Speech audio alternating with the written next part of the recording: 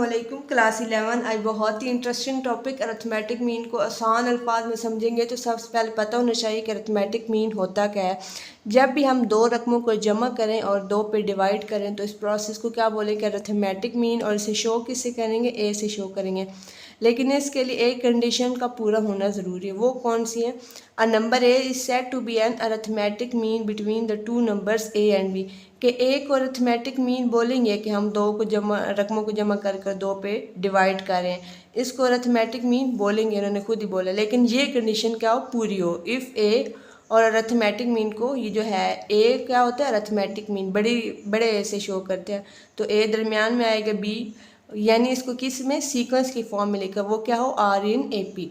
अब A P क्या होता है, अरिथमेटिक प्रोग्रेशन। एक्सरसाइज 6.2 में बहुत डिटेल से पढ़ा है। अब उसकी एक एग्जांपल देख लेते हैं अरिथमेटिक प्रोग्रेशन की। हमने एक लिया सीक्वेंस, उनका क्या होना चाहिए, कॉमन डिफरेंस सेम होना चाहिए। यानी अगली में से पिछली को माइनस करें, आंसर सेम आए। जैसे 4 में से 2 को माइनस किया तो 2 आया, 6 में से 4 को माइनस किया 2 आया, 8 में से 6 को करें फिर भी 2 आया। तो एपी कौन सा होता है, जिसका कॉमन डिफरेंस ये वाला सब सेम हो, अगली में से पिछली को माइनस करें। तो वो कह रहे हैं कि हम इसको ए को क्या बोलेंगे, अरिथमेटिक मीन बोलेंगे। लेकिन ये जब इसको सीक्वेंस की फॉर्म में लिखें तो वो किस में आए, अरिथमेटिक प्रोग्रेशन में, यानी उनका कॉमन डिफरेंस सेम है। तो फिर ए को क्या बोलेंगे, दरमियान वाली रकम को ए और बी का अरिथमेटिक मीन बोलेंगे। और इसका फार्मूला है ए बराबर है ए जमा बी ओवर 2। एक्सरसाइज 6.3 को स्टार्ट करते, बहुत ही आसान एक्सरसाइज है। Find arithmetic mean between the given numbers. वो बोल रहे हैं कि अरिथमेटिक मीन को फाइंड करें जो उन्होंने नंबर्स दिए हुए हैं। तो पार्ट 1 देख लेते हैं। 2 + √3 आयोटा 2 - √3 आयोटा। अब सिंपल अरिथमेटिक मीन का आप लोग को फार्मूला याद होगा। सिंपल वो हमने पुट कर देना है, a = a जमा b ओवर 2। तो पहली रकम किसकी है, a की, और दूसरी रकम किसकी है, b की। तो a की जगह a की वैल्यू और जमा का साइन, और b की जगह b की वैल्यू। अब ये ऑपोजिट साइन है तो क्या हो जाएगा, कट आउट हो जाएगा पीछे। 2 जमा 2 क्या होता है, 4 और 2। तो a की वैल्यू क्या आ गई, 2। और a को क्या कहते हैं, अरिथमेटिक मीन। आसान सा सवाल है। अब पार्ट 2 को देख लेते हैं। a + b ऊपर होल का स्क्वायर और a - b होल का स्क्वायर। सिंपल फार्मूला लगा लेते हैं अरिथमेटिक मीन का, a + b ओवर 2। अब a की जगह a की वैल्यू और b की जगह b की वैल्यू पुट कर लेते हैं। तो इधर a की वैल्यू आ गई जमा, और b की जगह b की वैल्यू आ गई।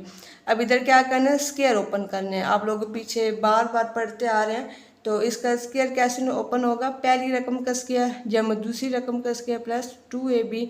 और इधर क्या आएगा, पहली रकम का स्क्वायर जमा दूसरी रकम का स्क्वायर माइनस 2ab। इधर आप लोगों ने ये फार्मूला पढ़ा हुआ होगा, वो ओपन हुआ है। पहली रकम का स्क्वायर जमा दूसरी रकम का स्क्वायर प्लस 2ab। और इधर भी ये फार्मूला ओपन हुआ है, a - b क्या होता है, पहली रकम का स्क्वायर जमा दूसरी रकम का स्क्वायर माइनस 2ab। अब ये देखिए ऑपोजिट साइन है, कैंसल आउट हो जाएंगे। पीछे क्या बचा, a² और a², 2a² और b² प्लस 2b का स्क्वायर। तो इधर ये आ गया 2a² प्लस 2b², उनको आपस में ऐड कर लें। नीचे ये डिवाइड में 2 था।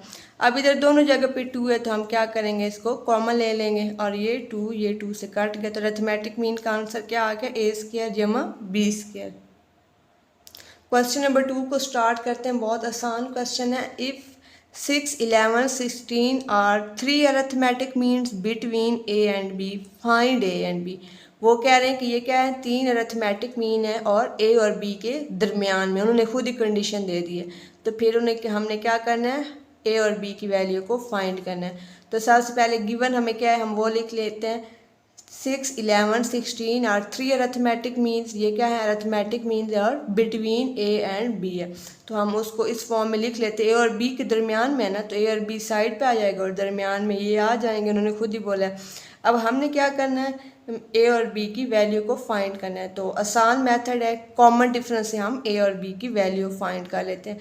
और जब भी फाइनाइट सीक्वेंस हो, जैसे अब हम काउंट कर सकते हैं 1, 2, 3, 4, 5, जब भी फाइनाइट सीक्वेंस हो तो कॉमन डिफरेंस सारे का निकालना होता है। पहले तो हम d की वैल्यू फाइंड करनी हो तो एक ही कॉमन डिफरेंस निकाल लेते हैं ना, सिंपल d = 6 - a इस फॉर्म में। लेकिन जब भी फाइनाइट सीक्वेंस हो, यानी सो ऑन की फॉर्म में नहीं हो, फाइनाइट हो, तो हमने सारे कॉमन डिफरेंस निकालने होते हैं। तो पहला कौन सा आएगा, 6 - a इक्वल किसके आएगा, दूसरा कॉमन डिफरेंस क्या आएगा, 11 - 6। तीसरा कॉमन डिफरेंस क्या आएगा, अगली में से पिछली को माइनस के ये आ गया और इक्वल आ गया। अगली में से पिछली को माइनस के यानी बी में से 16 को माइनस किया। अब हमने क्या निकालना है, ए और बी की वैल्यू को फाइंड करना है। तो इन दोनों को आपस में कंबाइन कर लेते हैं और इन दोनों को आपस में कंबाइन कर लेते हैं। तो क्या आएगा, 6 माइनस ए इधर आ जाएगा, 11 माइनस 6 इधर, और इनको आपस में कंबाइन कर लेते हैं। 16 माइनस 11 इधर और b माइनस 16 इधर आ जाएगा। तो अब 6 माइनस से ऐसे इधर आ जाएगा और 11 में से 6 को माइनस करें तो इधर क्या आएगा, 5 आ जाएगा। अब a इधर क्या है, नेगेटिव में है, इधर क्या आ जाएगा, पॉजिटिव, क्योंकि हमने a की वैल्यू को फाइंड करना है, सिंप्लीफाई तो फिर करना है ना। इधर 6 है, 5 इधर पॉजिटिव में, इधर आके क्या हो जाएगा, माइनस में हो जाएगा। और 6 में से 5 को निकालें तो क्या आता है, 1 आता है। तो a की वैल्यू क्या आ जाएगी, 1 आ जाएगी। अब दूसरी तरफ आप देख लेते हैं। अब 16 में से 11 को निकालें तो क्या आता है, 5 आता है और b माइनस 16 ऐसे ही आ जाएगा। अब इधर माइनस 16 माइनस में, अब इधर आके क्या हो जाएगा, प्लस हो जाएगा और b इसी तरह आ जाएगी। तो b की वैल्यू क्या आ जाएगी, 21। सिंपल सवाल है, जैसे उन्होंने बोला है कंडीशन में कि ये अरिथमेटिक मीन्स क्या है, दरमियान में, हमने ऐसे लिख लिया। सिंपल हमने क्या निकाला है, कॉमन डिफरेंस निकाला है और इनको दो को कंपेयर करके हमने ए और बी की वैल्यू को फाइंड किया, कॉमन डिफरेंस। क्वेश्चन नंबर 3 को स्टार्ट करते हैं। बहुत ही इंटरेस्टिंग क्वेश्चन है। Insert 5 arithmetic means between square root 2 and 15 over square root 2। वो कह रहे हैं कि आप लोगों ने इंसर्ट करने हैं क्या, 5 अरिथमेटिक मीन, किसके दरमियान इंसर्ट करना है, इन दोनों के दरमियान, यानी उनको डालना है। तो सबसे पहले हम 5 अरिथमेटिक मीन ले लेते हैं, लेट का लेते हैं 5 arithmetic mean, A1 A2 A3 A4 A5। उन्होंने खुद ही बोला है 5 अरिथमेटिक मीन इंसर्ट करने, फिर लेट तो करने हैं तभी तो हम इंसर्ट करेंगे। फिर अकॉर्डिंग टू गिवन कंडीशन हम इन 5 अरिथमेटिक मीन को किसके दरमियान इंसर्ट करेंगे, स्क्वायर रूट 2 और 15 ओवर स्क्वायर रूट 2। ऐसे हमने अकॉर्डिंग टू गिवन कंडीशन हमने ये लिख दिया। और ये क्या है, इज एन AP। अब आप लोग को AP का क्लियर हो गया होगा, यानी उनका कॉमन डिफरेंस क्या होता है, सेम होता है। तो अब अरिथमेटिक मीन हमने इंसर्ट किए हैं अंदर, तो इनकी वैल्यूज़ भी तो हमने क्या करनी है, फाइंड करनी है।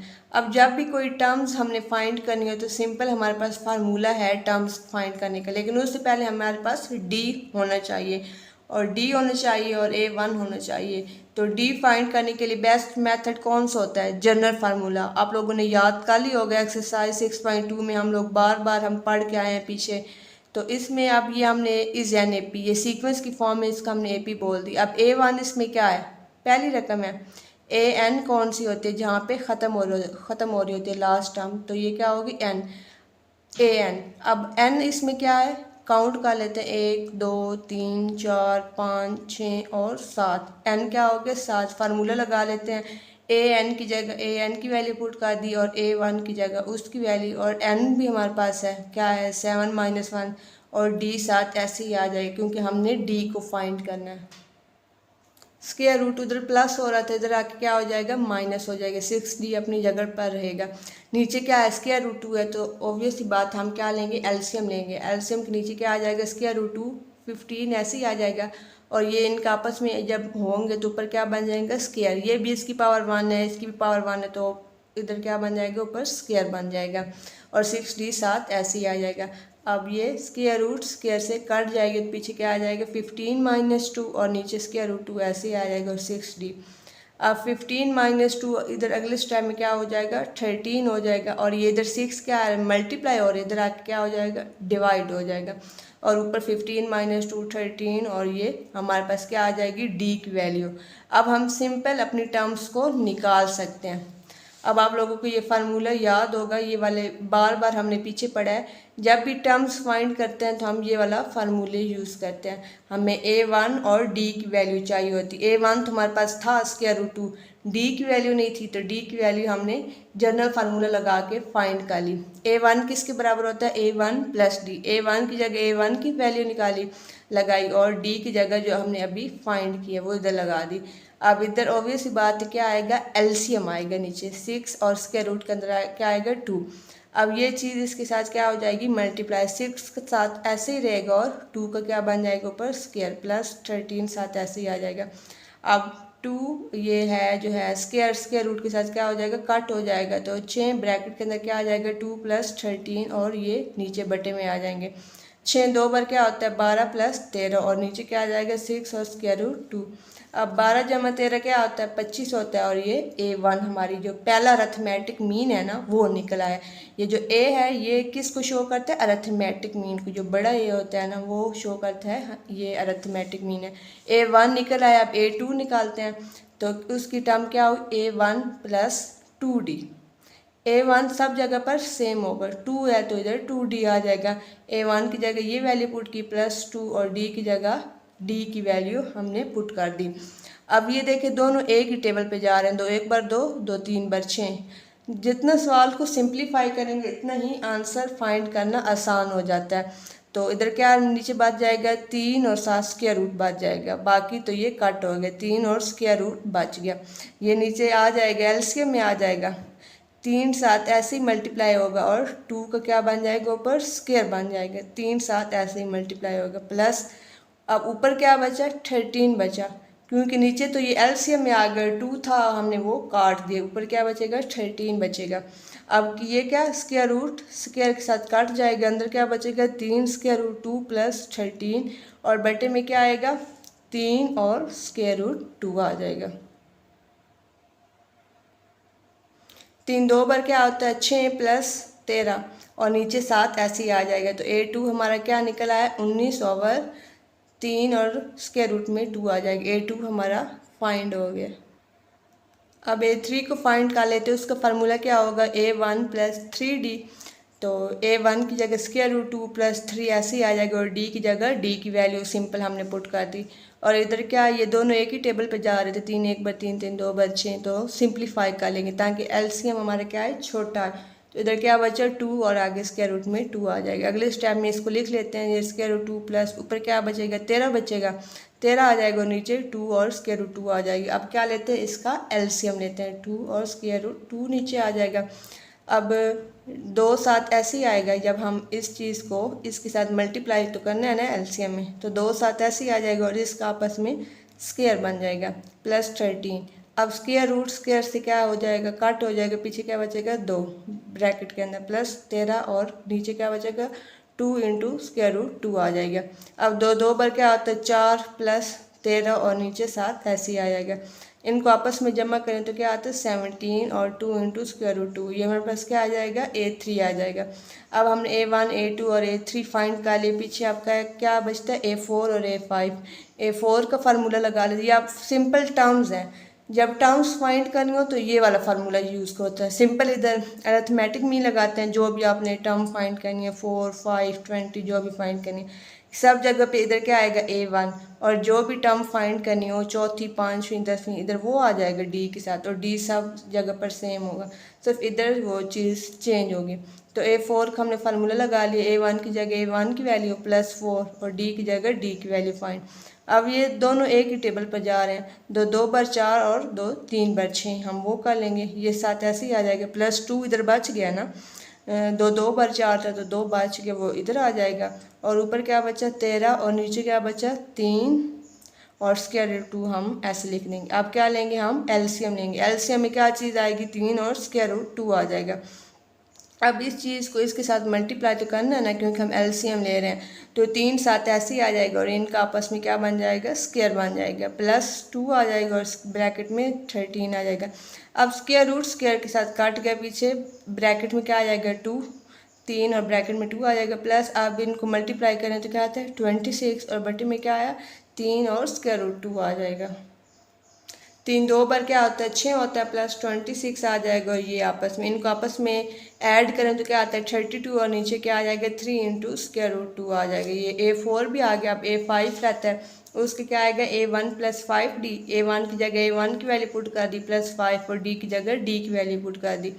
अब ये दोनों एक टेबल पे कट नहीं हो रहे, तो सिंपल सी बात है 5 को 13 के साथ ज़रब करें तो क्या आता है 65 वो लिख देंगे और ये नीचे ये वाला ऐसे ही आ जाएगा। अब हमने क्या करना है एलसीएम लेना है, इसको इसके साथ मल्टीप्लाई करेंगे तो 6 7 ऐसे ही आ जाएगा और इनका आपस में क्या बन जाएगा स्क्वायर बन जाएगा ऊपर +65। अब स्क्वायर रूट क्या स्क्वायर के साथ काट जाएगा, पीछे ब्रैकेट में क्या बच जाएगा 2 और 7 6 प्लस 65 ऐसे आ जाएगा 6 और स्क्वायर रूट में 2 बचा। 6 2 बार क्या होता है 12 प्लस 65 7 ऐसे आ जाएगा। और ये इनको आपस में ऐड करेंगे तो क्या आ जाएगा 77। तो हमारा नीचे क्या आ जाएगा 6 और स्क्वायर रूट 2।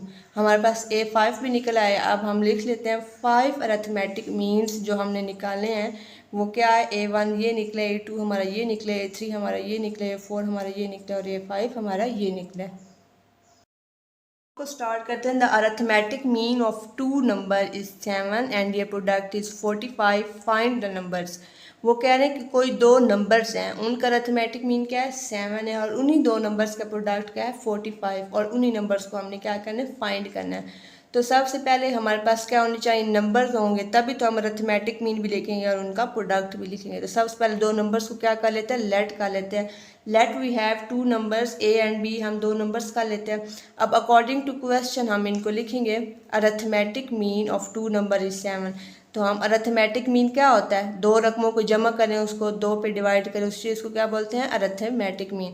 और वो किसके इक्वल है इज 7, उन्होंने खुद ही बोला है। तो इधर दो क्या हो रहा है डिवाइड में इधर आके मल्टीप्लाई हो जाएगा और क्या हो जाएगा हमारे पास इक्वेशन बन जाएगी ये 14 बन जाएगा। ये जमा B इज इक्वल टू 14, ये इक्वेशन नंबर 1 बन गई। अब उन्होंने क्या है उन्हीं दो नंबर्स का प्रोडक्ट क्या है 45 की इक्वल है।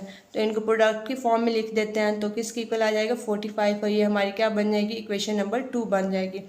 अब हमने A और B को फाइंड करना है यानी नंबर्स को फाइंड करना है। तो इसका बेस्ट मेथड ये है कि फ्रॉम 1 से हम किसी एक वैल्यू को निकाल लेते हैं लेट कर लेते हैं, या A की वैल्यू को लेट कर लें या B की वैल्यू को हम निकाल लेते हैं। तो हम A की वैल्यू को निकाल लेते हैं, B उधर जाकर क्या हो जाएगा माइनस हो जाएगा 14 माइनस B। इधर से हमने कहा कि A की वैल्यू को फाइंड किया और इसको किसका नाम दिया इक्वेशन नंबर 3 का हमने नाम दिया। अब A की वैल्यू क्या हमने निकाल ली है, आर्जी तौर पे हमने निकाल लिए आगे अपने क्वेश्चन को चलाने के लिए। A की वैल्यू निकाल, अब इसको क्या करेंगे पुट इन टू, यानी एक जगह हम इसको क्या कर देंगे पुट कर देंगे पुट इन टू। तो जहाँ A था उसकी जगह हमने ये इसकी A की वैल्यू पुट की, कौन क्या आया 14 माइनस B आ जाएगी और साथ B आ जाएगा जो उधर है इक्वेशन के अंदर और ये क्या है 45। अब B को अंदर क्या मल्टीप्लाई किया क्या बना 14B minus B square is equal to 45। तो माइनस B स्क्वायर को स्टार्ट में ले आते हैं प्लस 14B और ये प्लस में था तो इधर आके क्या हो जाएगा माइनस में हो जाएगा। अब ये क्या है क्वाड्रेटिक फॉर्म में इक्वेशन बन रही है यानी पहले दो उसकी पावर 2 है फिर इसकी पावर 1 है फिर क्या है कांस्टेंट है। तो इधर क्या करेंगे माइनस को कॉमन ले लेंगे ताकि हमारे पेयर बनाने आसान हो जाए। तो इधर B के साथ क्या है माइनस है सिंपल, हम माइनस कॉमन ले लेंगे तो साइन चेंज हो जाएंगे। अब ये क्या हो गया पॉजिटिव, ये पॉजिटिव था तो माइनस होगा, ये माइनस था तो पॉजिटिव हो गया और माइनस उधर जाके ख़त्म हो जाएगा ज़ीरो हो जाएगा। अब ये इधर हम पेयर्स बना सकते हैं, B स्क्वायर क्या हुआ माइनस 14B प्लस 45। अब ये क्या है क्वाड्रेटिक फॉर्म में हम पेयर्स बना सकते हैं ना। तो पेयर कौन सा बनेगा अगर 5 क्या होता है 5 9 बार 45 होता है। तो हमने वो पेयर लेना होता है जिसको मल्टीप्लाई करें तो ये वाली रकम आए, जमा या माइनस करें तो दरमियान वाली रकम आए। मल्टीप्लाई करने से ये वाला पेयर क्या बन रहा है 45 और इनको आपस में जमा करें तो क्या बनता है 5 जमा 9 दरमियान वाली बने। तो हमारा ये जो पेयर है वो हमारी कंडीशन को क्या कर रहा है फुलफिल कर रहा है। तो इधर क्या बनेगा B square minus 5B minus 9B plus 45 आ जाएगा। अब इन दोनों में से क्या चीज़ कॉमन आ रही है B कॉमन आ रहा है ना। तो इधर अंदर ब्रैकेट के अंदर क्या आएगा B आ जाएगा -5 और इन दोनों में से क्या चीज़ कॉमन आ रही है -9 कॉमन आ रहा है। तो फिर ब्रैकेट में क्या बचा B बचेगा और माइनस कॉमन लिया तो अंदर जमा क्या हो जाएगा माइनस हो जाएगा और 9 5 बार 45 होता है। अब B -5 दोनों में आ रहा है, इसका मतलब हमारा आंसर क्या है करेक्ट है। इसको एक ब्रैकेट में लिख लेते हैं B -9 को एक ब्रैकेट में लिख लेंगे। अब ये दोनों क्या है पेयर्स 0 के इक्वल हैं। तो अब क्या करते हैं B -A को भी 0 के इक्वल रख लेते हैं और B -9 को भी 0 के इक्वल रख लेते। इधर क्या हुआ B किसके इक्वल आ गया 5 के इक्वल आ गया और इधर B क्या हो गया 9 के इक्वल आ गया। अब B की वैल्यूज़ तो हमने निकाल ली, हमने क्या करना थे फाइंड द नंबर्स यानी A और B की वैल्यू को फाइंड करना है। अब B की तो हमारी दो वैल्यू निकल आई। अब सिंपल A की वैल्यू को भी निकालना बहुत आसान है। बी की वैल्यू निकल आई है सिंपल, जो हमने वो इसको इक्वेशन बनाई थी खुद अपने सवाल को सिंप्लीफाई करने के लिए। इधर बी की जगह एक दफ़ा 5 पुट कर देंगे, एक दफ़ा बी की जगह 9 पुट कर देंगे, तो ए की भी हमारी 2 वैल्यूज़ निकल आएंगी। तो बहुत सिंपल है, सिंपल हमने इधर से उसको थोड़ा अरेंज किया था और उसको पुट किया था। अब बी की निकल आई है, अब सिंपल इसमें पुट करके ए की वैल्यू को फाइंड कर लेते हैं। Put b is equal to 5 in equation 3। पहले b की जगह 5 पुट किया तो क्या बचा, आया answer a is equal to 9। अब b की जगह 9 पुट किया इन इक्वेशन, उसी इक्वेशन में पुट करेंगे क्योंकि b की वैल्यू हमारे पास 2 निकली है। अब 9 को पुट किया तो 14 माइनस 9 यानी b की जगह हमने 9 पुट किया तो a हमारी क्या आ गई, 5 आ गए।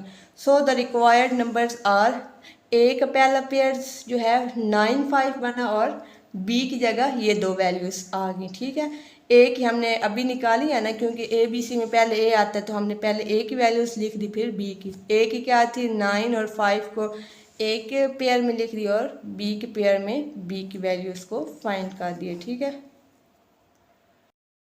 रहीम क्वेश्चन 5 को स्टार्ट करते हैं। If N arithmetic means are inserted between A and B, हमने ये प्रूव करने D is equal to H minus A over N plus one where D is the common difference.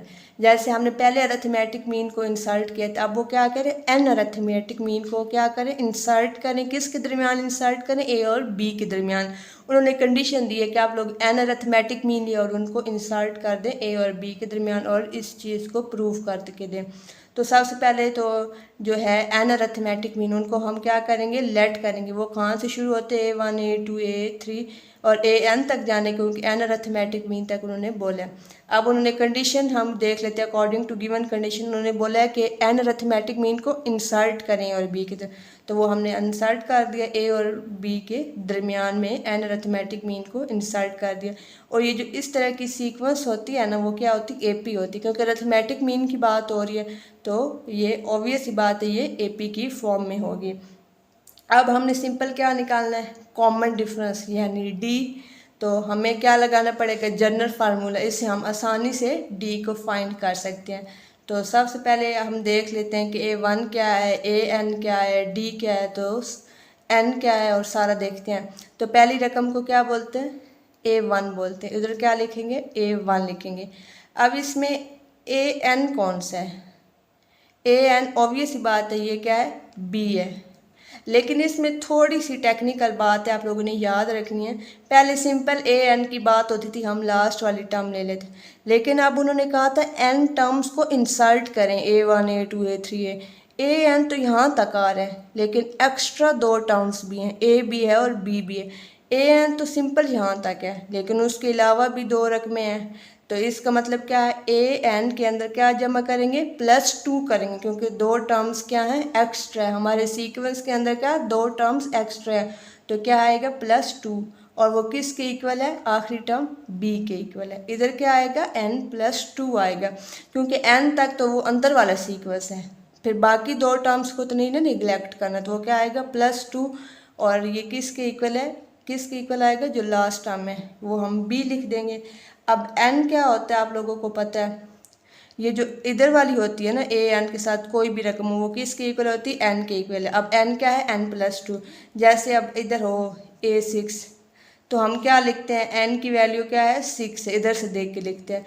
तो अब इधर N की जगह कौन सी वैल्यू है, N+2, तो N की वैल्यू क्या आएगी, N+2। अब हमने A1 भी निकाल लिया, पहली रकम, AN भी निकाल लिया, और N की जो सिंपल N है उसकी वैल्यू भी निकाल ली। अब हम जनरल फार्मूला यूज़ कर लेते हैं, AN किसके इक्वल है, A1 + N-1 D के।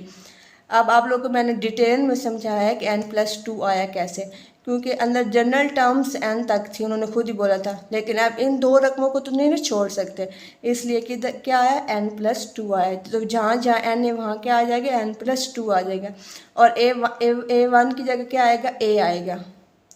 पहली रकम हमारी क्या है, A है, तो A1 की जगह सिंपल A आ जाएगा, प्लस N की जगह क्या आएगा, N+2 आ जाएगा, वो हम लिख दें, और -1 और D साथ ऐसे ही आ जाएगा।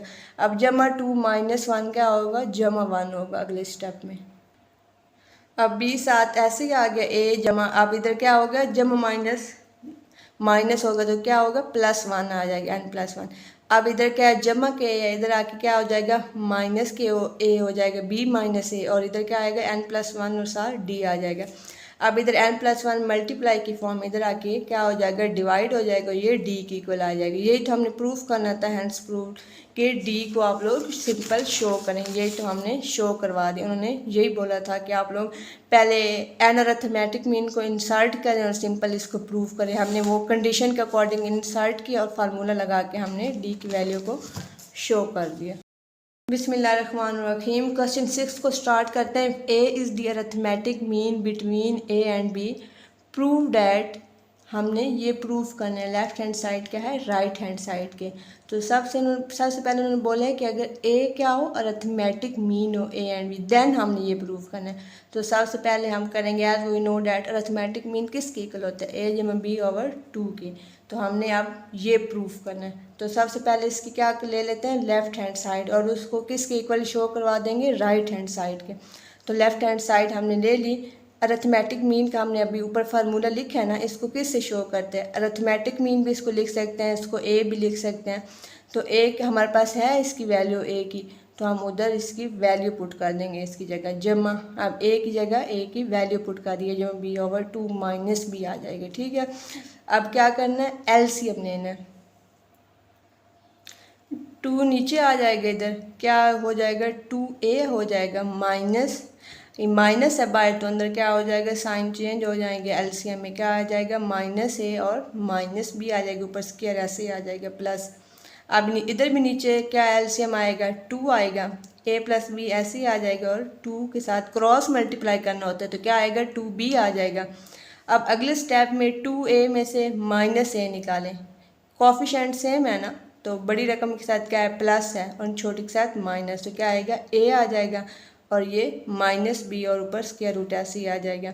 अब इधर क्या आएगा ए ऐसे ही आ जाएगा, और बड़ी रकम के साथ क्या है माइनस और इसके साथ जमा है, जब माइनस माइनस होता है तो माइनस बी आ जाएगा और नीचे 2 आ जाएगा, ये आ जाएगा। अब इनके क्या करेंगे स्क्वायर को अलग अलग कर लेंगे, ए माइनस बी का स्क्वायर अलग कर लेंगे, और 2 का स्क्वायर तो 4 होता है, सिंपल वो लिख दिया।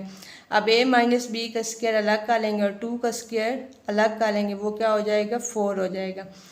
क्योंकि हमने अपने सवाल को क्या करना है सिंप्लीफाई करना है, और सिंप्लीफाई तब भी हो सकता है जब हम अपने स्क्वायर को अलग करें ताकि हमारा फाइनल आंसर आ सके।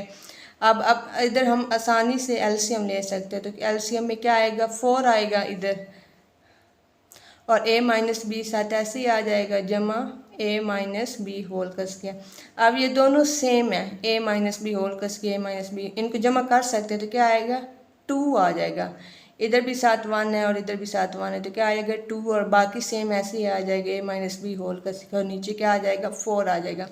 अब क्या आएगा 2 एक बार 2 और 2 2 बार 4 होता है, तो क्या बचा 1/2, साथ क्या बचा a माइनस बी ऊपर होल का स्क्वायर। यही तो राइट हैंड साइड है, यही हमने प्रूफ करना है। सिंपल हमने लेफ्ट हैंड साइड में अरिथमेटिक मीन का फार्मूला पुट किया और एलसीएम लेके हमने जो चीज़ उन्होंने बोला था वो हमने राइट हैंड साइड को प्रूफ कर लिया। क्वेश्चन 7 को स्टार्ट करते हैं। ये एक्सरसाइज का लास्ट क्वेश्चन है। अगर आप लोगों को कोई भी मसला हो तो आप लोग कमेंट सेक्शन में पूछ सकते हैं।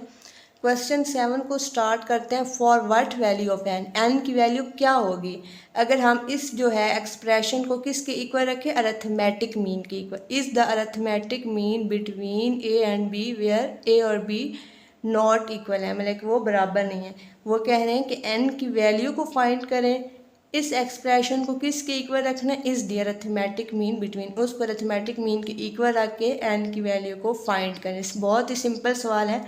इस एक्सप्रेशन को हम क्या कर लेंगे, अरिथमेटिक मीन के इक्वल रख लेंगे। उन्होंने खुद ही बोला है सवाल के अंदर, तो अब क्या बोलेंगे, इनको क्रॉस मल्टीप्लाई कर देंगे इनको आपस में, तभी तो हम सिंप्लीफाई कर सकेंगे। तो 2 इधर आ जाएगा ऊपर वाली रकम के साथ, an+1 प्लस बी की पावर n+1, और इधर क्या आ जाएगा a प्लस बी, और साथ क्या मल्टीप्लाई हो जाएगा an प्लस bn।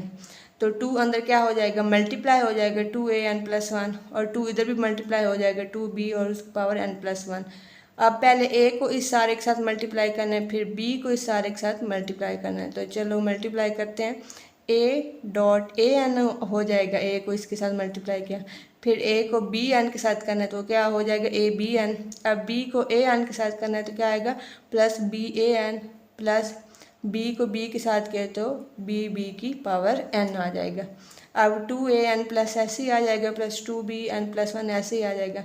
अब इसकी पावर क्या है 1 है और इसकी पावर क्या है n। नीचे क्या है दोनों सेम है, इनको क्या करेंगे, इनकी पावर्स को ऐड करेंगे। जब कोफिशिएंट सेम हो तो उनकी पावर्स को क्या करते हैं, ऐड करते हैं स्टूडेंट्स। तो क्या हो जाएगा n प्लस 1 हो जाएगा और a बी n ऐसे ही आ जाएगा और ये b a n भी ऐसे ही आ जाएगा। और इधर क्या आ जाएगा, इधर भी कोफिशिएंट सेम है, b की पावर 1 है, इधर क्या है b की पावर n है, तो क्या हो जाएगा b की पावर n प्लस 1 हो जाएगा। अब अपने क्वेश्चन को सिंप्लीफाई करने के लिए हम क्या करते हैं, a की वैल्यूज़ को क्या करते हैं एक साइड पे लेके आते हैं और b की वैल्यूज़ को एक साइड पर लेकर आते हैं। तो a की n प्लस 1 इधर अपनी जगह पर ही रहा, इधर ये है 2an प्लस 1 इस साइड पे है ना, तो इधर लेके आए प्लस में था तो क्या हो जाएगा माइनस में हो जाएगा। प्लस an प्लस 1 ये तो अपनी जगह पर भी था और ये ban साथ ऐसे ही आ जाएगा। अब इधर जो b की टर्म्स है वो इधर लेके आते हैं, 2bn प्लस 1 ऐसे ही हो जाएगा। माइनस bn प्लस 1 इधर प्लस में था और इधर आके क्या हो जाएगा माइनस में हो जाएगा और माइनस abn इधर आ जाएगा। अब ऊपर इनकी पावर सेम है n प्लस 1 n प्लस 1, नीचे कोफिशिएंट भी सेम है, तो दो में से एक को निकालें तो एक ही बचता है, इसके साथ क्या है 1 है। तो 2 में से एक को निकाला तो 1 ही आएगा, तो क्या आएगा bn प्लस 1 आ जाएगा और ये क्या हो जाएगा abn हो जाएगा। अब ये इनकी नीचे देखें कोफिशिएंट क्या है सेम है, a है, पावर्स भी क्या है सेम है n प्लस 1 n प्लस 1। अब ये बड़ी रकम के साथ क्या है माइनस है और छोटी के साथ प्लस है, तो क्या आ जाएगा माइनस an प्लस 1। जब माइनस माइनस हो तो दो में से एक को निकालें तो एक ही आएगा, तो क्या आएगा माइनस an प्लस 1 और ये क्या हो जाएगा प्लस ban। अब हमने क्या देखना है, इनमें कॉमन क्या आ रहा है। अब इधर भी bn है, इधर भी b की पावर n है। इस चीज़ को हम ऐसे लिख सकते हैं, जैसे b की पावर है ना n प्लस 1, इसको इस तरह लिख सकते हैं b की पावर n और b की पावर 1। जब ऐड करेंगे ऊपर तो वापस वही रकम आ जाएगी। तो b की पावर हमने क्या की कॉमन ले ली, पीछे क्या बचा b की पावर 1 वो इधर आ जाएगी, माइनस a आ जाएगी b की n, तो हमने बाहर कॉमन ले लिया। अब इसमें से क्या चीज़ कॉमन ले सकते a की पावर n। अब an प्लस 1 को इस तरह हम लिख सकते हैं ना, पहले भी तो हमने खुद ही ऐड की थी ना, ये पहले सेपरेट थी हमने खुद ही ऐड की हैं। an प्लस 1 इसको इस फॉर्म में लिख सकते हैं ना a की n और a की 1। अब a की n कॉमन ले रहे हैं, पीछे क्या बचेगा a की पावर 1 बचेगा प्लस b आ जाएगा, a की n हमने बाय ले लिया। अब इधर क्या है b माइनस a और इधर भी क्या है b माइनस है, दोनों जगहों पर क्या है b माइनस है, क्योंकि a के साथ क्या है माइनस है और ये b क्या है पॉजिटिव। इसको थोड़ा अरेंज करके लिखेंगे क्योंकि हमारी कोशिश होती है मैथ में कि जो पॉजिटिव टर्म है वो क्या है शुरू में आए। तो b इधर आ जाएगा माइनस है, ये दोनों क्या है सेम है, तो इसको इधर लेके आते हैं, इधर b माइनस इधर ही रहा, इस चीज़ को इधर लेके आएंगे क्योंकि सेम है, इन्होंने कैंसिल आउट तो होना ही है, इसको इधर लेके आएंगे, ये a n इधर ही रहेगा और bn को इधर नीचे आके डिवाइड कर देंगे, ठीक है। तो b माइनस ए से क्या हो जाएगा कट हो जाएगा, क्या हो जाएगा 1 हो जाएगा। अब ये an और bn ये हो जाएगा, इसको इकट्ठे क्योंकि पावर सेम है तो उनको एक ब्रैकेट में लिख सकते हैं ना स्टूडेंट्स, तो ये क्या आ जाएगा 1 आ जाएगा। अब हमें क्या फाइंड करना है n की वैल्यूज़ को फाइंड करना है। n तो इधर ऊपर है, उन्होंने खुद ही बोला था कि आप लोग इक्वल रख के इनको एक्सप्रेशन को इक्वल रख के क्या फाइंड करना था n की वैल्यू को फाइंड करना था। अब हमने एक्सप्रेशन को सॉल्व तो कर लिया है, ये n क्या आ रहा है ऊपर आ रहा है, n की वैल्यूज़ भी तो फाइंड करनी है ना।